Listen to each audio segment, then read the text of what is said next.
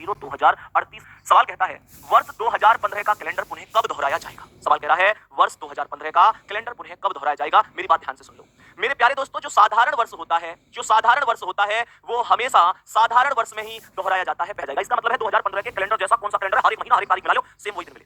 प्यारे बेटा तो इसमें कॉन्सेप्ट ये है कि ये 11 साल बाद दोहराया जाता है। कितने साल बाद बोलेंगे? ये 11 साल बाद दोहराया जाता है। जैसे 2015 है तो 2015 में कितना जोड़ दूंगा? 11 है तो ये 2026 हो जाएगा। 2026 आंसर हो जाएगा सी ऑप्शन। अब मैं आपको इतना बढ़ा के नहीं छोड़ना चाहता, ध्यान से सुनना।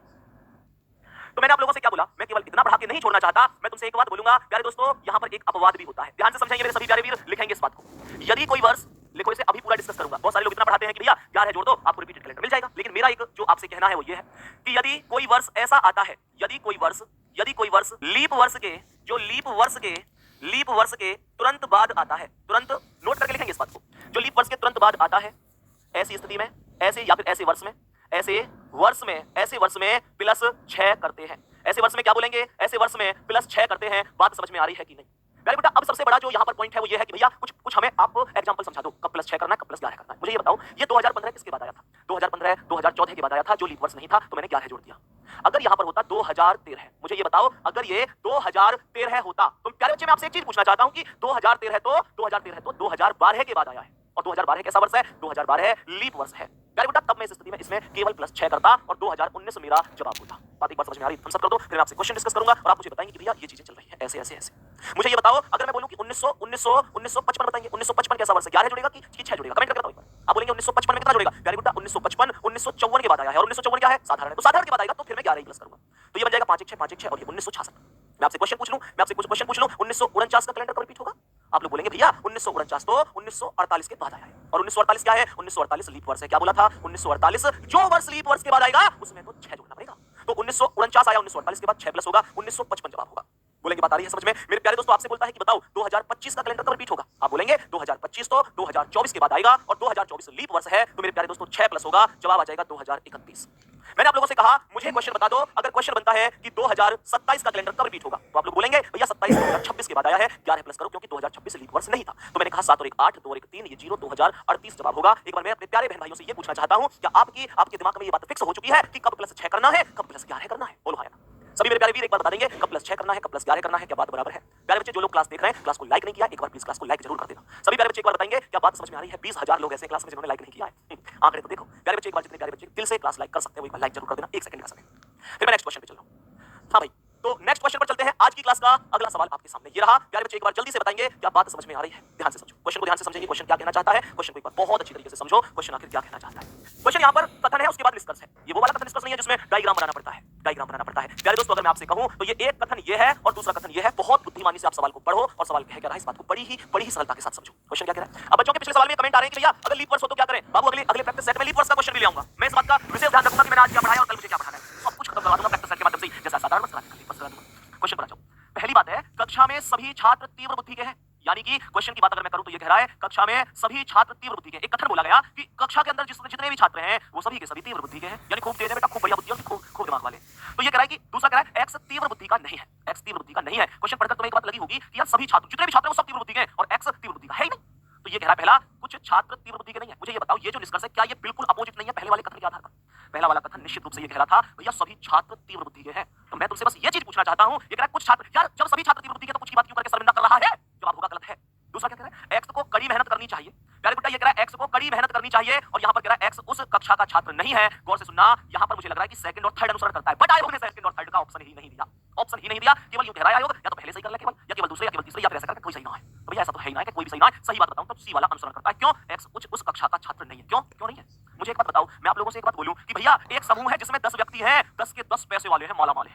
मैंने बोला समूह ए में 10 व्यक्ति हैं, समूह ए में 10 व्यक्ति हैं, सब मालामाल हैं। फिर मैं कहता हूं कि भानु गरीब है, मैं कहता हूं भानु गरीब है, तो इसका मतलब तुम्हारी समझ में एक बात नहीं आ रही क्या? ये भानु ये इन 10 लोगों के समूह में से तो नहीं हो सकता।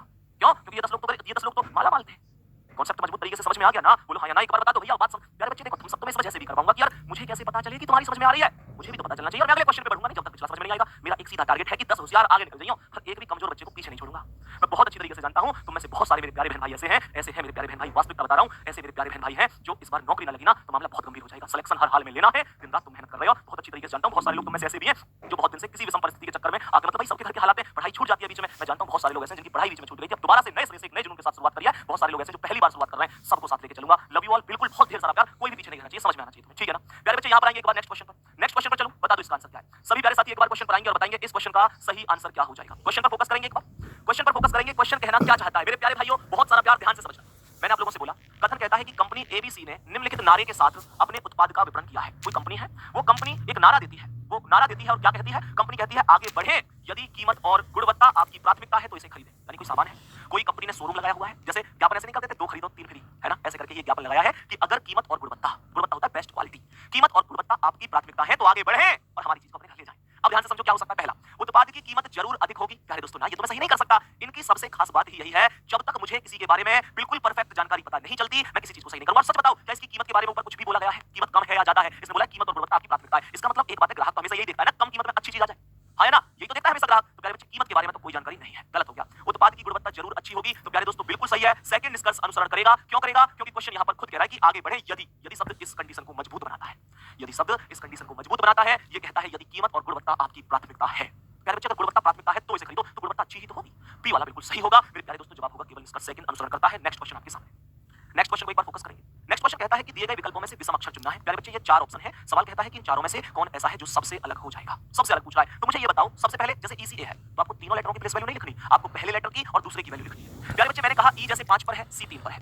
प्यारे बेटा, क्यू 17 पर है और ओ 15 पर है। मैंने कहा जी 7 पर है, आई 9 पर है, वी 22 पर है और टी 20 पर है। गौर करो, तुम्हें कुछ दिख रहा होगा, कुछ तो है जो तुम्हें दिख रहा होगा। तुम्हें एक चीज दिख रही होगी कि यहाँ पर 5 में से 2 गए तो 3, 17 में से 2 गए तो 15, 7 में से 2 गए तो 5 आना चाहिए था, जबकि यहाँ पर चीजें प्लस हो रही है। सी ऑप्शन करेक्ट है, आसान है, कोई बात नहीं। नेक्स्ट अगला सवाल।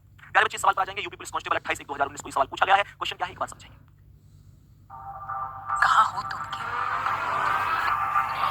पूछा गया है, क्वेश्चन क्या है एक बार समझेंगे। क्वेश्चन क्या है मेरे प्यारे वीर, एक बार ध्यान से क्वेश्चन को समझेंगे कि क्या कहना चाहता है ये क्वेश्चन, गौर से समझेंगे। मैंने आप लोगों से एक चीज बोली कि इस क्वेश्चन में जब कभी भी ऐसी चीज आ जाए तो आप कोई लेटर ऐसा ढूंढियो जो इसमें मिसिंग हो, लेटर ना लिख रहा हो। ध्यान से देखना। मैंने यहां पर चेक किया तो यहां पर VMQ चेक करो, VMQ क्या सब में मौजूद है तीनों? तो सर V मौजूद है, M मौजूद है पर Q नहीं है। सर V मौजूद है, M मौजूद है पर Q नहीं है। सर V मौजूद है, V मौजूद है, M मौजूद है पर Q नहीं है। ये Q अलग चला गया, बाकी तीनों में तो O लेटर कॉमन था, O इसमें भी, O इसमें भी और O इसमें भी। सर क्या बाकी में और भी कॉमन है? क्या FI कॉमन है? सर F ये रहा, I ये रहा। सर F ये रहा, I ये रहा। सर क्या H और E कॉमन है? H और E, H और E ये रहा। सर H और E ये रहा। सर क्या W और Y कॉमन है? W और Y ये रहा, W ये रहा, Y ये रहा।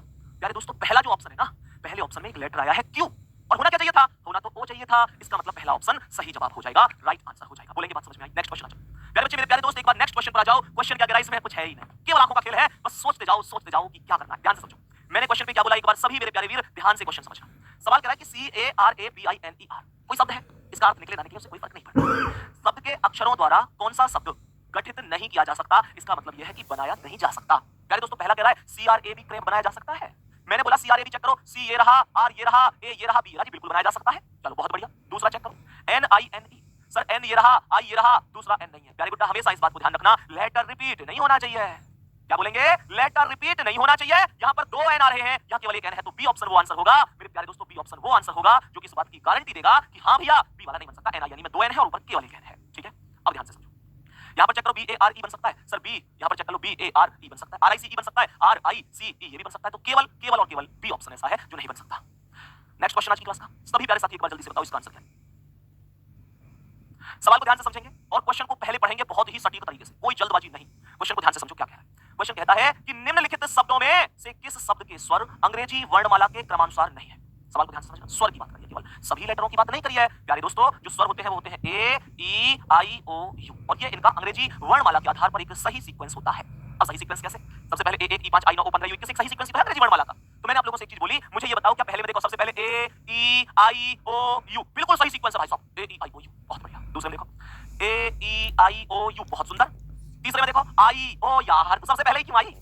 अरे मेरी आई तो सबसे पहले क्यों आई? सबसे पहले A आता, फिर E आता, उसके बाद तुझे आना था, लेकिन सबसे पहले आ रही है, कैसे करके मानेगी? सी ऑप्शन बिल्कुल सही जवाब होगा इस क्वेश्चन का। मेरे प्यारे भी बात समझ में आई कि नहीं? मैं आपसे क्वेश्चन की यहाँ पर बात करूं तो A, E, I, O, U कहानी हो गई खत्म। प्यारे बच्चे बोलेंगे आंसर हो जाएगा ऑप्शन नंबर सी, सही आंसर है। नेक्स्ट क्वेश्चन पर आ जाओ, आज की क्लास का अगला सवाल।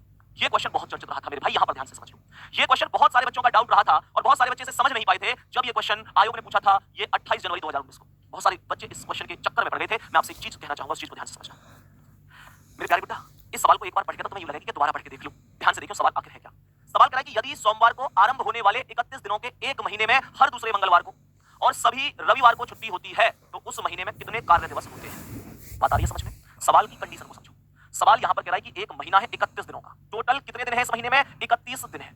और प्यारे बेटा क्वेश्चन कहता है यदि सोमवार को आरंभ होने वाले, यानी कि ये जो महीना है सोमवार को आरंभ हुआ है। बस लैंग्वेज का खेल है, क्वेश्चन में इतना सौदम है।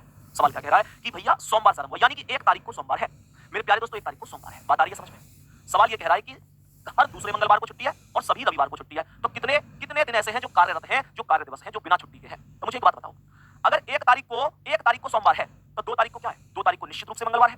सबसे पहली बात, अगर मंगलवार की बात हुई है तो सबसे पहला स्टेप निकालो कि आप लोग मंगलवार कितने पढ़ रहे हैं। इसमें हमेशा ध्यान रखना, जब 31 दिन का महीना है और 2 तारीख को मंगल है तो 5 मंगल तो निश्चित रूप से पढ़ेंगे। अब तुम कहोगे भैया ये मंगलवार कब कब पढ़ रहे हैं? तो देखो 2 तारीख को मंगलवार है, 2 और 7 9 तारीख को मंगलवार है, 9 और 7 16 को मंगलवार है, 16 7 23 को मंगलवार है और 23 7 30 को भी मंगलवार है। प्यारे बेटा 7 दिन बाद दिन रिपीट होता है। 7 दिन बाद दिन रिपीट होता है, ये बात समझो। तो ध्यान से समझेंगे। तो मुझे ये बताओ, ये कह रहा है हर दूसरे मंगलवार को छुट्टी है, तो इसका मतलब हर दूसरे को, यानी हर दूसरे का मतलब है एक दिन छोड़ के। समझ में आ रही है? एक दिन छोड़ के। तो इसका मतलब ये हुआ 2 को छुट्टी नहीं है, 2 को छुट्टी नहीं है, 9 को छुट्टी है, 16 को छुट्टी नहीं है, 23 को छुट्टी है, 30 को छुट्टी नहीं है। प्यारे बच्चे बात आ रही है समझ में? तो इसका मतलब ये हुआ कि कहीं ना कहीं मैं जो समझ पाया हूं वो ये चीज समझ पाया हूं कि 2 दिन ऐसे हैं जो कार्यरत हैं और 1 2 3 ऐसे हैं जो छुट्टी वाले हैं। सीधी सी बात है, 2 को छुट्टी नहीं है, 9 को छुट्टी है, 16 को नहीं है, 23 को है, 30 को नहीं है। तो इसका मतलब हुआ, और ये कह रहा है सभी रविवार छुट्टी के, तो इसका मतलब हुआ कि टोटल संडे कितने पड़ेंगे? 4 संडे टोटल पड़ेंगे। 4 संडे टोटल पड़ेंगे। क्यों? हिसाब लगा लेना, जब 1 को सोमवार है तो प्यारे दोस्तों सीधी सी बात है, 2 को मंगल, 3 को बुध, 4 को बृहस्पति, 5 को शुक्रवार, 6 को शनिवार, 7 को रविवार, और चेक कर लो 7 14 21 28 4 ही तो पड़ेंगे। तो इसका मतलब 4 तो ये छुट्टी हो गई और एक 9 तारीख की छुट्टी हो गई और एक 23 तारीख की छुट्टी हो गई। 2 छुट्टी हो गई, तो टोटल छुट्टी कितनी बन गई? 4 ये और प्लस 2 कौन सी? मंगलवार वाली, यानी 6 छुट्टी है। 31 दिन का महीना है, 31 दिन का महीना है, 6 छुट्टी है, तो 25 क्या है? 25 कार्य दिवस है। प्यारे दोस्त डी ऑप्शन करेक्ट आंसर है। डी ऑप्शन करेक्ट आंसर है। बात बताएंगे समझ में आई कि नहीं आई?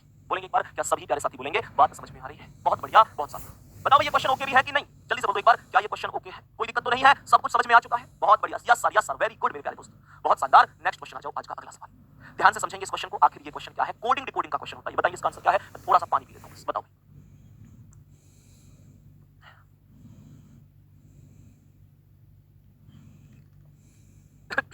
आ जाओ क्वेश्चन को ध्यान से समझेंगे। सवाल में एक स्टेप दिया है, रीनी मिकी स्यूकी को वी आर टुगेदर लिखा जाता है, यानी एक स्टेप यहां से शुरू हुआ था और यहां पर खत्म हुआ। ये एक स्टेप था। दूसरा स्टेप क्या है? दूसरा है मिकी ल्यूसी पिंसी, दूसरा ये है यहां से ऑल आर डिफरेंट, ये लिखा जाता है। प्यारे बेटा तीसरा है स्यूकी ल्यूसी डेनी को यहां से ऑल गेट टुगेदर लिखा जाता है। क्वेश्चन यहां पर कह रहा है कि what will be the code for Lucy, Lucy का कोड क्या होगा? सबसे पहला स्टेप गौर से सुनो, सबसे पहला स्टेप गौर से सुनो। ल्यूसी कितने स्थान पर आया है चेक करो।